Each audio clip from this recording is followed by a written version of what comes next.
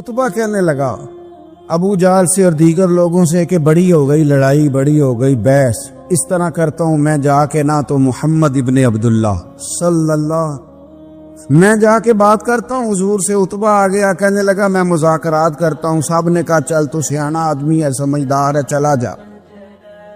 جا کے نہ تو وہی باتیں جو وہ ہمیشہ کرتے تھے، نبی کریم علیہ السلام سے کہنے لگا ہم سارے آپس میں ہیں، برادری ہے، قبیلہ ہے، ایک شہر ہے، پھر بھی لڑائیاں شروع ہو گئی ہیں۔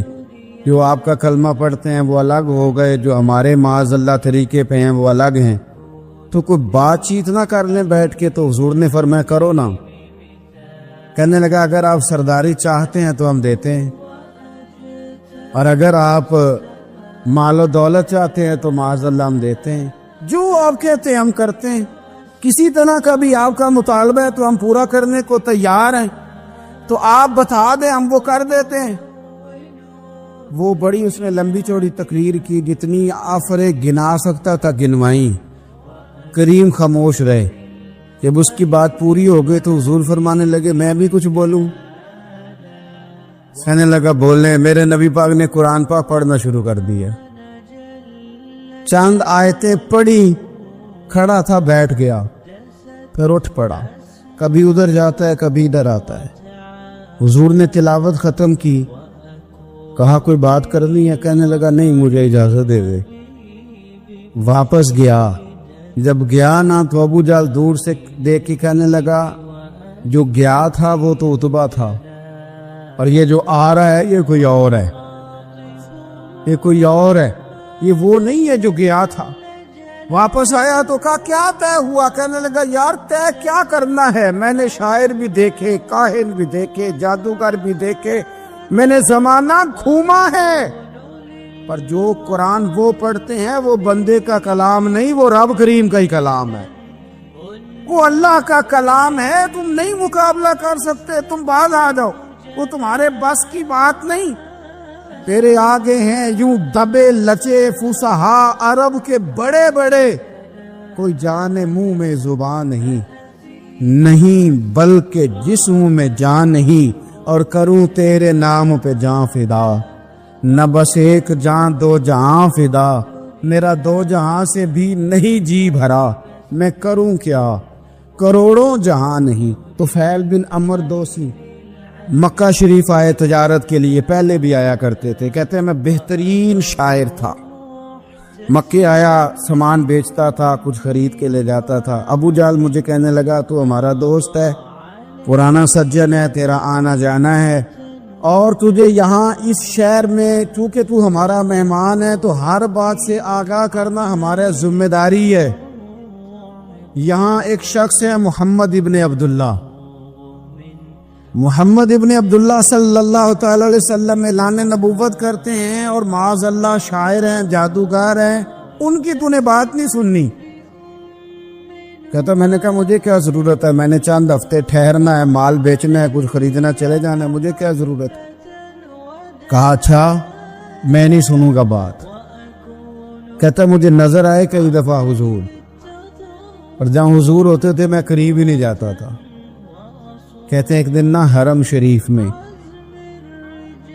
سادے سے کپڑے اور پاؤں میں سونے جوتے اور سر پہ یوں امامہ کے جیسے فرشتے بھی جھک جھک کے زیارت کرتے ہیں۔ کہتے ہیں کہ نور بھرے کیفیات حضور تشریف لائے، اور تشریف لا کے رسول کائنات علیہ السلام حرم کعبہ کے ساتھ ٹیک لگا کے بیٹھ گئے، سر سے لے کر پاؤں تک تنویر ہی تنویر ہے۔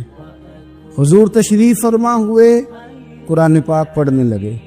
میں جب حضور کے قریب سے گزرتا تھا تو کانوں میں روئی دے کے گزرتا تھا، پر طفیل کہتے ہیں آج نہ تھوڑی سی آواز میرے کانوں میں گئی، قرآن پڑھا محبوب نے۔ اور ویسے بھی کیا کمال ہوگا جب یاسین والے نبی خود یاسین پڑھتے ہوں، جب طٰہٰ والے نبی اپنی زبان سے طٰہٰ کی تلاوت کرتے، وَالضُّحَىٰ وَاللَّيْلِ إِذَا سَجَىٰ جن کے بارے میں آیا جب وہ تلاوت کرتے ہو، الم نشرح لک صدرک جن کے سینے کی تعریف اللہ نے کی، جب وہ ان آیتوں کی تلاوت کرتے ہوں گے تو کیا شان ہوگی۔ جن کو رب کہے والا سوف یؤتی کا ربو کا فتردا، حبیب تجھے اتنا دوں گا کہ تو راضی ہو جائے گا۔ تو جب حضور خود یہ آیتیں پڑھتے ہوں گے تو انداز کیا ہوتا ہوگا؟ کہتے وہ تھوڑی آیتیں سنی پر قربان جائیں میرا تو کو دل ہی بدل گیا۔ میں بڑا بہترین شاعر تھا، لفظوں کے تراشے مجھے خوب آتے تھے، الفاظ کے بام و در سے میں آگاہ تھا، اچھا ادب میں جانتا تھا، پر میں نے کہا یہ کلام، یہ انداز، لو انزلنا ھذا القرآن علی جبل لرأیتہ خاشعا متصدعا من خشیۃ اللہ، یہ انداز پتھروں پہاڑوں پہ جائے تو وہ ریزہ ریزہ ہو جائیں۔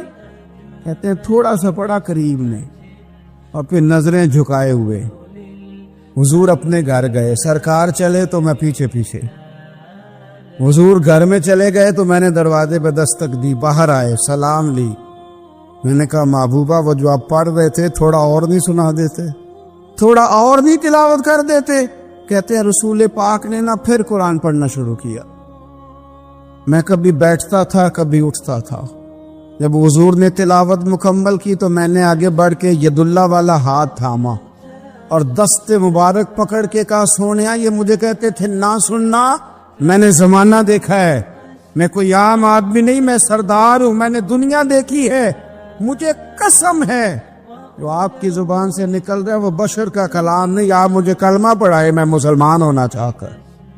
بڑے بڑے کفل ٹوٹے، حضرت عمر بھی آئے تو آئے قرآن کی تاثیر کی برکت سے۔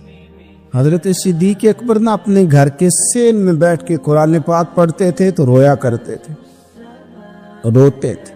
مکے کے کچھ سردار کٹھے ہو کے نبی کریم کی بارگاہ میں گئے، کہنے لگے ایک تو صدیق اکبر کو منع کرے کہ قرآن اونچا نہ پڑھا کرے، اور اگر اونچا پڑھنا ہے تو پھر ان سے کہیں پڑھ کے رویا نہ کرے۔ حضور نے فرمایا اپنے گھر میں بیٹھ کے پڑھتا ہے روتا ہے، تمہیں کیا ہے؟ یا رسول اللہ، یہ ابو بکر صدیق جب قرآن پاک کی تلاوت کر کے روتے ہیں نا تو ہماری بچیاں بھی رونے لگتی ہیں، ہماری عورتیں گھر کا کام کاج چھوڑ کے تو صدیق اکبر کے دروازے پہ کھڑی ہو کے روتی رہتی۔ حضور ان سے کہیں یہ قرآن سے جو شغف ہے ان کا، کہاں گئے مسلمان جو قرآن پڑھنے والے تھے، کدھر گئے؟ سارا کچھ ہی ہمارا موبائل لے گیا۔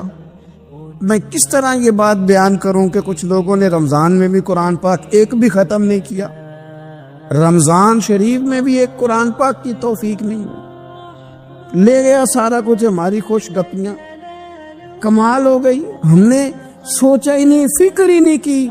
سنگیوں واپس آؤ، قرآن پاک سے پیار کرو، قرآن پاک سے محبت کرو، قرآن کی تعلیم حاصل کرو۔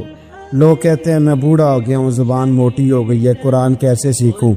38.5 سال کی عمر میں کلمہ پڑھا حضرت صدیق اکبر نے۔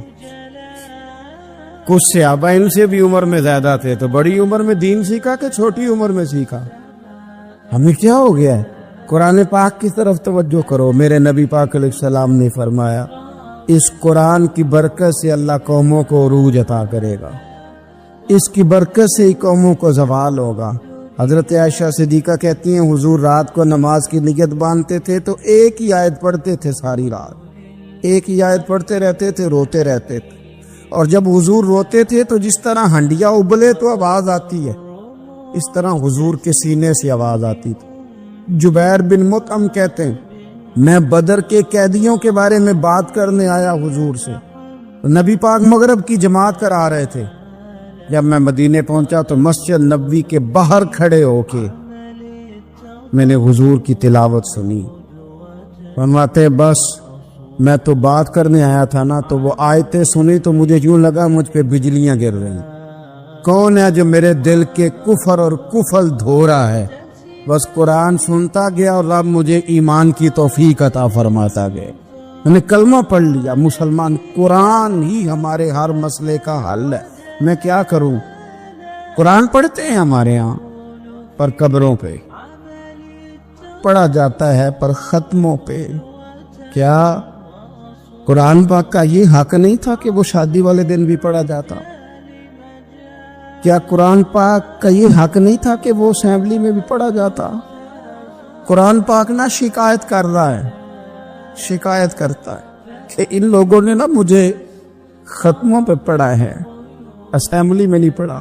وزیر اعظم کے خطاب سے پہلے تلاوت ہوتی ہے تو یہ تلاوت کے بعد یہ اعلان کیوں نہیں کرتے کہ ہم کریں گے وہ جو قرآن کہے گا؟ صدر کے خطاب سے پہلے تلاوت کراتے ہو تو یہ کیوں نہیں کہتے کہ اب ہوگا وہ جو قرآن کہہ رہا ہے؟ اسمبلی کا اجلاس تلاوت قرآن پاک سے شروع کرتے ہو تو یہ بھی تو کہو نا قرآن کے مطابق فیصلے ہوں گے۔ عدالتوں میں قسمیں اٹھانے کے لیے قرآن دے گیا ہے، اس پہ ہاتھ رکھ کے کہو جو کہوں گا سچ کہوں گا۔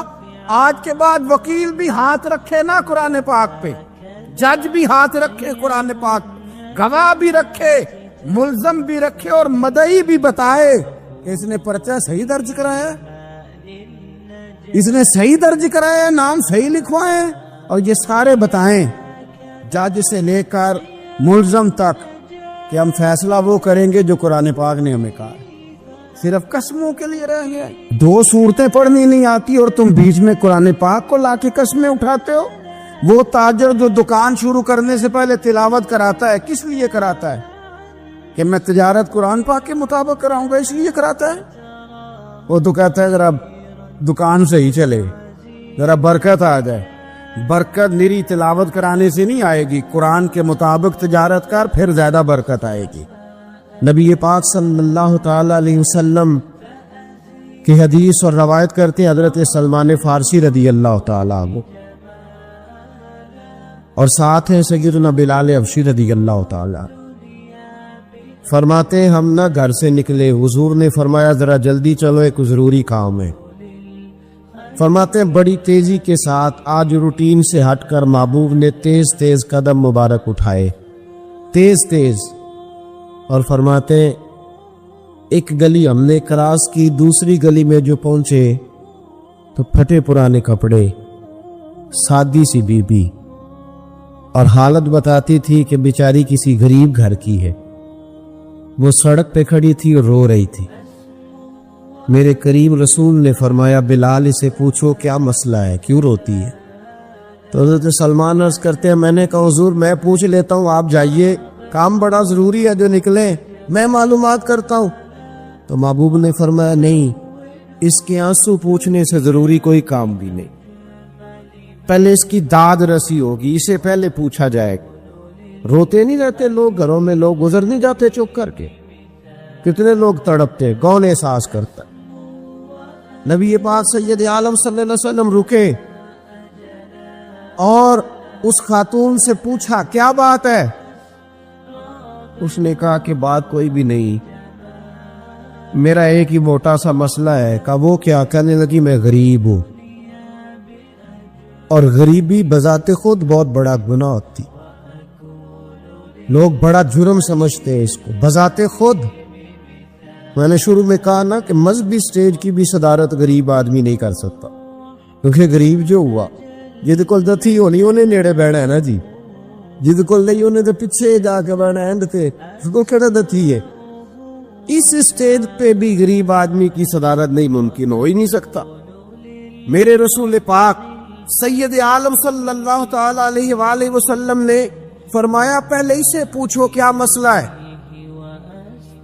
وہ کہنے لگی میں غریب ہوں، بوڑھی ہو گئی ہوں، ساری زندگی غلامی میں گزاری ہے، تیل لینے آئی تھی 5 دینار کا، بوتل میں تیل بھروایا ہے، اور اب بوڑھی ہوں نا تو کمر درد کرتی ہے، پیر پیچھے موڑا ہے تو میں گری ہوں، تیل زمین پی گئی ہے، اب زمین تو واپس نہیں کرتی، لیکن واپس جاؤں گی تو ایک یہودی عورت کی ملازمہ ہوں، وہ درے سے مارے گی، کھال ادھیڑ دے گی، میں بڑی پریشان ہوں، اب نہیں مار کھائی جاتی، ہڈیاں بوڑھی ہیں، قربان جاؤں۔ حضرت بلال کو حضور نے حکم دیا، فرمایا دوڑ کے گھر جا 5 دینار لا۔ فرماتے 5 دینار لائے، تیل خرید کے دیا، وہ پھر رونے لگی۔ فرمایا آپ کیوں روتی ہے؟ اس نے کہا بتایا نا غریب ہوں، غریب کا جرم کوئی نہیں ہوتا، لیکن پیس دیا جاتا ہے، پھر بھی مار تو اب بھی پڑے گی، اب کیوں پڑے گی؟ تو عرض کرنے لگی محبوبہ مار اس لیے پڑے گی کہ دیر سے کیوں آئی ہے۔ تو میرے کریم رسول اور وہ بی بی حضور ابھی آئے ہیں مدینہ طیبہ، امام یوسف صالحی فرماتے ابھی آئے تھے حضور، سبل الہدی والرشاد کے مصنف، کہتے ابھی آئے تھے نبی پاک، وہ جانتی بھی نہیں تھی۔ تو سید عالم صلی اللہ تعالی علیہ وسلم نے فرمایا اچھا مار پڑے گی؟ کہاں؟ او بھائی کونسلر جو کل آپ کو کہہ رہا تھا نا میں آپ کا خادم ہوں، کونسلر بے گناہ، بلکہ ہمارے SHO صاحب اگر چودھری پہ پرچہ آ جائے تو اس کو ٹیلی فون کر کے پوچھتے ہیں صاحب جی تہاڈے خلاف درخواست آئی ہے کی کرنا ہے؟ تو غریب آدمی بیچارہ، اس کی غلطی یہ تھی کہ وہ غریب تھا تو اس نے ریڑھی لگا لی چوک میں، اس کو دبوچ کے لے گئے، تینوں پتہ نہیں اتنے نہیں کھلوئی دا، اس کے پاس کل انویسٹمنٹ ہی 5000 تھی، سارا لے گئے۔ پھر وہ کونسلر صاحب کے پاس چلا گیا، سر میرے نال چلے آدھے ذرا میں تھانے جانا ہے، ہم لے کے گڈی کرائی آ، پیسے ہیں نہیں ہمیں تھانے جائیے ہے۔ اب وہ گاڑی لایا ہے، پتہ نہیں کہاں سے لایا ہے، تھانے پہنچا ہے، اور یہ ہے ہمارا حال کہ وہ SHO بھی بیٹھا ہے کرسی پہ اور کونسلر بھی کرسی پہ بیٹھا ہے اور وہ غریب پیروں میں بیٹھا ہے اور ہاتھ باندھ کے کہہ رہا میری ریڑھی دے چھڈو، میری اچار کی یعنی تو میں شامی کھانا کھانا۔ کدھر گیا امت کا وہ ذوق؟ ساری زندگی نعتیں سننے والوں بتاؤ تو صحیح نعت نے تاثیر کیا دی ہے روح؟ اگر ابھی بھی گھاڑی غریب کے پاس کھڑی نہیں ہوتی تو پھر کیا اثر ہوا ساری زندگی نعت سننے کا؟ میرے مصطفیٰ کریم سید عالم صلی اللہ تعالی علیہ وسلم نے فرمایا اس خاتون سے یہاں کونسلر ساتھ نہیں جاتا، کہتا کر دیا ٹیلی فون سویرے 9 بجے پہنچ جانا۔ پر کائنات کی سب سے معزز شخصیت حضرت سیدنا بلال حبشی رضی اللہ تعالیٰ عنہ فرماتے ہیں میرے نبی پاک نے فرمایا بی بی چل میں تیرے ساتھ چلتا ہوں، گویا اللہ کی ساری رحمتیں اس کے ساتھ ساتھ چلنے لگی، اور آگے آگے نہیں ساری کتابیں پڑھ لو، وہ پھٹے پرانے کپڑوں والی بی بی آگے آگے اور اللہ کے کریم رسول پیچھے پیچھے، ساری گلیاں اس نے پھرائی، مدینے کی صحرا آ گیا، ایک دروازے پہ دستک دی، مالکن آئی، وہ بی بی بعد میں کہتی ہے میں بھی بڑی ڈاڈی تھی، طاقت ہی نہیں تھی میرے سامنے کو کھڑا ہو سکے، لیکن جب میں باہر نکلی تو میں نے نور کے حالے میں لپٹی ہوئی ایک عظیم ہستی کو دیکھا۔ فرماتے محبوب کے گورے چٹے رنگ کے اوپر کالی زلفیں اور محبوب پاک کی مقدس آنکھیں جب تک بات کرتے رہے نظریں زمین پہ جھکی رہی۔ شرم و حیا والے رسول نے بڑے میٹھے، بڑے دھیمے، بڑے خوبصورت لہجے میں کہا، بریلی کے امام فرماتے ہیں نیچی نظروں کی شرم و حیا پہ درود، بڑے دھیمے لہجے میں فرمایا تیری نوکرانی ہے تیری؟ عورت کہتی ہے میں تو حضور کے جلووں میں محب ہو گئی کہ سادگی میں اتنا حسن میں نے دیکھا ہی نہیں، تیری نوکرانی ہے؟ کہا میرے محبوب نے فرمایا بیچاری کی غلطی کوئی نہیں، اسے ماردہ نا، اس سے تیل گر گیا تھا، نیا خریدتے دیر ہو گئی، رو رہی تھی تو میں سفارش کرنے آیا ہوں۔ وہ خاتون کہتی ہے کسی کی نہیں مانی تھی، پر محبوب کے جملوں میں تاثیر اتنی تھی، ککھ سواد نہیں مشری اندر، اسا کھنڈا می چکھ ڈٹھیاں، اینا ساریاں شہواں نالوں گلاں سجن دیا مٹھیاں۔ فرماتے ہیں نبی پاک صلی اللہ تعالی علیہ وآلہ وسلم نے فرمایا کچھ نہ کہنا، کہنے لگی نہیں کہتی، میرا وعدہ رہا کچھ نہیں کہوں گی۔ اب میرے حبیب نے پھر نظر اٹھائی اور اس غریبنی کی طرف دیکھا اور فرمایا تو اگر کہے تو میں جاؤں، تو اگر کہے تو میں خود بھیک دے، خود ہی کہے منگتے کا بھلا ہو، تو اگر کہے تو میں جاؤں۔ اس نے خراج پیش کیا تو چند آنسو گرائے، کہنے لگی محبوبہ جیسے بندہ نوازی۔ حضور نے رخ پھیرا، حضرت بلال کہتے میں پیچھے رہ گیا تو وہ دونوں بیبیاں دوڑ کے میرے پاس آئی، کہنے لگی بتا تو صحیح ہے کون، یہ بتا تو صحیح کون تھے؟ تو حضرت بلال کہنے لگی تم نہیں جانتے؟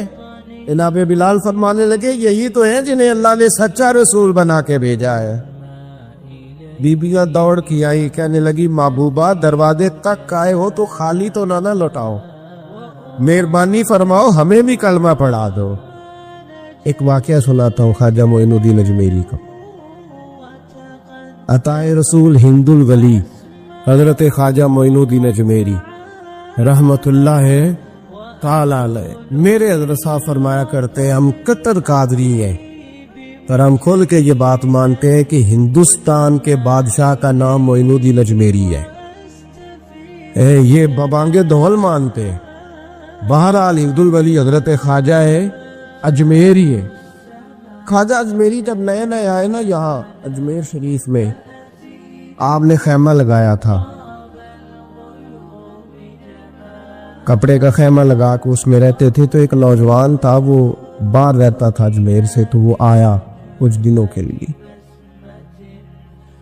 پڑھائی سے فارغ ہو کے، اجمیر کا رہنے والا تھا لیکن باہر رہتا تھا۔ جب یہاں آیا نا، وہ عصر کے بعد وہ گزرتا خواجہ اجمیری کے خیمے کے سامنے سے، جھونپڑی کے سامنے سے، تو خواجہ صاحب عصر کے بعد بیٹھ کے رویا کرتے تھے۔ عاشق دا کام نہیں رونا تونا، بنا روئے نہیں منظوری، اے عاشق سدا ہی روندا رہندا، پاویں وصل ہوئے تے پاواں دوری، رویا کرتے۔ تو نوجوان بڑا سادہ سا تھا، بچپن میں والد فوت ہو گئے، صرف ماں ہی ماں تھی۔ ایک دن اماں سے جا کے کہنے لگا یہ مسلمانوں کا سادھو روتا کیوں ہے؟ اماں کہنے لگی مجھے کیا پتا۔ بچہ کہتا ہے میرے اندر تجسس بڑھ گیا کہ بابے سے پوچھوں تو صحیح کیوں روتا۔ 2 4 5 10 دفعہ میں گزرا، ایک دن بے چین ہو کے میں کمرے میں چلا گیا اجرے میں، تو میں نے کہا بابا کیوں روتے ہو؟ کہنے لگے مجھے اپنے شیخ کی یاد آتی، مجھے یاد آتی۔ تو وہ بچہ کہتا ہے مجھے اس وقت تک پتہ نہیں تھا کہ محبت میں بھی رویا جاتا ہے، میں سمجھتا تھا رونا صرف دکھوں میں آتا ہے، شیخ کی یاد آتی۔ حضرت عائشہ صدیقہ رضی اللہ تعالیٰ عنہ فرماتی ہے جس دن نبی پاک صلی اللہ علیہ وسلم رات کے وقت ہمارے گھر آئے نا، اور حضور نے فرمایا ابو بکر چل تو نے میرے ساتھ مدینے جانا ہے، تو میں نے جناب صدیق اکبر کو روتے دیکھا، تب مجھے پتا چلا کہ محبت میں بھی بڑا رونا آتا ہے، محبت میں بھی رویا جاتا ہے۔ فرماتے خواجہ اجمیر کہ وہ نوجوان کہنے لگا بابا پیار میں بھی رویا جاتا ہے؟ کہا ہاں۔ کہنے لگا میں نے بھی رونا ہے۔ تو آپ فرمانے لگے 2 شرطیں ہیں کہ کلمہ پڑھ جا، دوسرا میرا مرید ہو جا، آ جائے گا رونا۔ کہتے بلوش ہی لگ گئی، کبھی آنسو دیکھے ہی نہیں تھے۔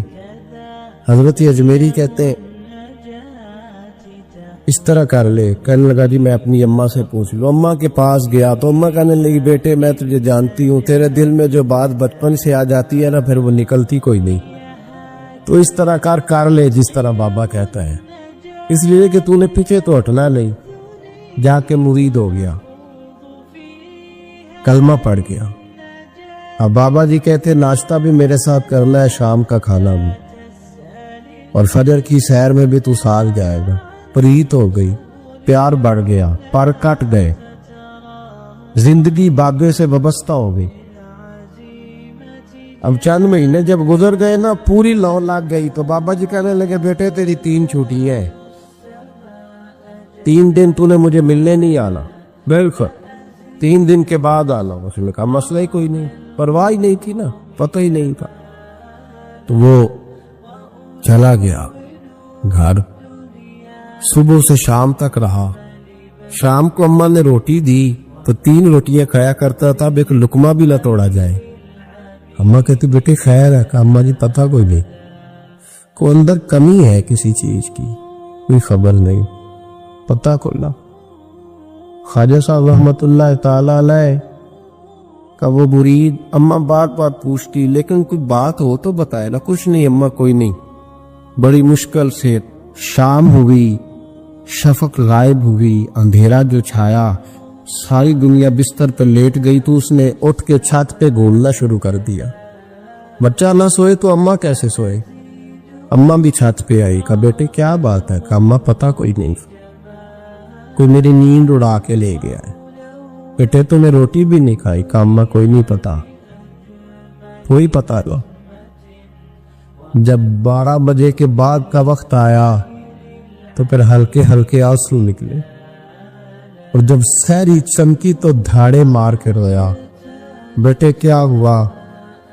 اماں میں نے بابا جی کے پاس جانا ہے، اسے کہے مہربانی کرے، میں نہیں، یہ جدائی میرے بس کا روگ نہیں، اب نہیں، میں نہیں رہ سکتا۔ فجر کی نماز پڑھ کے تو اماں گئی، کہنے لگی مہربانی کر اسے بلا، تو بابا جی کہنے لگے اسے کہ ابھی تو ایک دن گزرا ہے، ابھی تو وقت بڑا پیچھے ہے، ابھی ٹائم ہے۔ بس اگلے دن کی جو شام ہوئی تو ماں کے قدموں میں گر گیا، کہنے لگا خدا کا واسطہ اسے کہو میرا نہیں گزارا ہوتا، اب نہیں، اب عادی ہو گیا ہو، اب اگر اس کی دید کا نشہ نہ ملا تو مر جاؤ۔ حضرت اجمیری رحمت اللہ علیہ کے پاس اماں روتی ہوئی آئی، کہنے لگی بابا مجھے نہیں پتا تیرا اس کا رشتہ کیا ہے، میں تو ماں ہوں۔ اس کے آنسو گرتے ہیں تو میرا کلیجہ پھٹتا ہے، وہ جب روتا ہے تو میری جان نکلتی ہے، مہربانی کر اسے دید کا نشہ دے، میرا بیٹا ہے، بلکتا ہے، دیکھا نہیں جاتا۔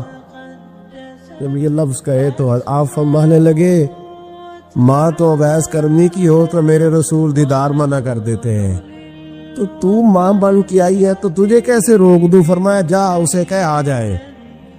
اب وہ وہاں سے نکلا تو دوڑا آیا اور آ کے کھڑا ہوا تو حضرت اجمیری مریدوں کو سبق پڑھا رہے تھے، کتاب کھلی ہوئی، بات ہو رہی تھی مریدوں کے ساتھ گفتگو ہو رہی۔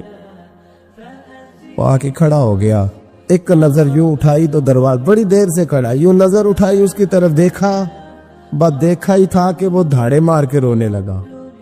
تو حضرت اجمیری نے مسکرا کے ایک جملہ کہا، فرمایا پتہ چل گیا محبت میں بھی رونا آیا کرتا ہے، پتہ چل کے دوڑ کے قدموں میں آیا۔ تو پھر لوگ کہتے ہیں جب وہ آیا نا تو آنسو حضرت اجمیری کے بھی نکل گئے، رو پڑے، آہیں نکلی۔ فرمانے لگے بیلیا رات سویا نہیں نا؟ کہا حضور نہیں۔ فرمایا میں بھی نہیں سویا، تو اگر بیدار تھا تو کل شام روٹی نہیں نہ کھائی؟ حضور نہیں کھائی۔ فرمایا میں نے بھی کوئی نہیں کھائی۔ یہ محبت دو طرفہ ہوتی ہے، یک طرفہ تھوڑی ہوتی، اگر تو نے نہیں کھائی تو میں نے کب کھائی؟ میرے بھائی، ہمارے مشائخ نے محبت کی زنجیروں میں باندھا مریدوں، وہ بند گزارے ہی نہیں ہوتے تھے، وقت ہی نہیں گزرتا، صبح اور شام میں وابستہ رہتی تھی، کوئی پابندی نہیں تھی ان پر، ان کی طرف سے کوئی جبر نہیں تھا، لیکن یہ غنگ، یہ انداز، یہ ڈھنگ، پھر جو شیخ کی یاد میں رونا سیکھ جاتا تھا نا، اس کے لیے مدینے کی یاد میں رونا آسان ہو جاتا۔ اعلیٰ حضرت نے کتاب لکھی ہے الامن والعلا، اس میں آپ فرماتے ہیں جو حضور کی پناہ میں آ جاتا ہے نا وہ بچ جاتا ہے۔ اللہ کرے آپ کو سمجھ آئے میری بات کی۔ جو حضور کی پناہ میں آ جاتا ہے، وہ جو دنیا دار رہتا ہے، مالدار رہتا ہے، حضور کی پناہ میں نہیں آتا، وہ بے سکون رہتا ہے۔ فرماتے یہاں دنیا میں بھی حضور کی پناہ میں آ جاؤ، آج لے ان کی پناہ۔ اور آج دلیل آپ نے ابن ماجہ کی حدیث لکھی ہے، حضرت تمیم داری حدیث کے راوی ہیں، اعلیٰ حضرت نے لکھی ہے، فرماتے ہیں جو حضور کی پناہ میں آیا بچ گیا۔ دلیل دیتے ہیں، فرمایا انسان جانور بھی آتے تھے تو بچ جاتے۔ حضرت تمیم داری رضی اللہ تعالیٰ عنہ فرماتے ہیں کہ ہم کھڑے تھے، ایک اونٹ دوڑتا ہوا آیا، نبی کریم صلی اللہ علیہ وسلم کے پہلے اس نے قدموں پہ سجدے کیے، صحابہ کہنے لگے حضور ہمیں بھی اجازت دیں۔ فرمایا وہ تو بے زبان ہے، اسے تو پتہ کوئی نہیں، پیش نظر ہے وہ نو بہار، سجدے کو دل ہے بے قرار، روکیے سر کو روکیے یہی تو امتحان ہے۔ فرمایا اسے کیا پتا، تم تو مکلف ہو شریعت کے، تمہیں اجازت نہیں ہے۔ اور اعلیٰ حضرت نے 2 ٹوک لکھا ہے، فرمایا سوائے خدا کے کسی کو تعظیمی سجدہ بھی حرام ہے، یہ نوٹ کر لیں میری بات۔ اور اعلیٰ حضرت نے فتاوی رضویہ میں لکھا ہے کسی قبر پہ جاؤ تو 4 ہاتھ دور کھڑے رہو، اللہ کرے آپ کو سمجھ آئے، کتنے ہاتھ؟ 4 ہاتھ دور کھڑے رہو، سورۃ فاتحہ پڑھو، درود شریف پڑھو، جس قبر پہ گئے ہو ان کی روح کو اصحال ثواب کو اور ان کے وسیلے سے دعا مانگو۔ اعلیٰ حضرت فرماتے ہیں قبر کو سجدہ بالاتفاق حرام ہے، طواف قبر کا کرنا بالاتفاق حرام ہے، بوسہ لینے میں اختلاف ہے کہ جائز ہے کہ ناجائز ہے، لیکن بوسے سے بھی چونکہ شک پڑتا ہے تو فرماتے احمد رضا کی رائے یہ ہے کہ بوسہ لینے سے بھی بچا جائے۔ वो आ गया तो इससे अगली बातें करता है, बस खामोश रह, बाअदब रह और पीछे रह। तो हजरत तमीम दारी कहते हैं, ये हदीस आला हजरत ने लिखी है लमन वल उला में। फरमाते हैं कि ऊंट ने पहले सजदा किया, कदम चूमे, फिर उसने हुजूर के कान में कोई बात कही। रोजे दे दिवाले ने गुलामां दियां टोलियां, एक पिया सुनदा करोड़ां दियां बोलियां। यानी ऊंट ने बात की तो हुजूर ने वो भी सुन ली। आला हजरत कहते हैं जो पनाह में आता है बच जाता है। कहते हैं रसूल करीम ने ना ऊंट की पुश्त पे हाथ फेरा और अल्लाह के महबूब फरमाने लगे, फिक्र न कर, अब तू आ गया है ना, तो जैसे तू कहेगा वैसे ही हो जाएगा, जैसे तू कहेगा वैसे ही। इब्ने माजा में मौजूद है, पर मैं चूंकि फाजिल बरेलवी रहमतुल्लाह अलैह की किताब से पेश कर रहा हूँ, अल अमन वल उला से, तो मैं उसी अंदाज में पेश कर रहा हूँ जिस अंदाज में वहां है। हजरत तमीम दारी कहते हैं कि हमारी समझ में बात कोई ना आई। थोड़ी देर गुजरी तो कुछ लोगों ने हाथों में रस्सियां पकड़ी हैं,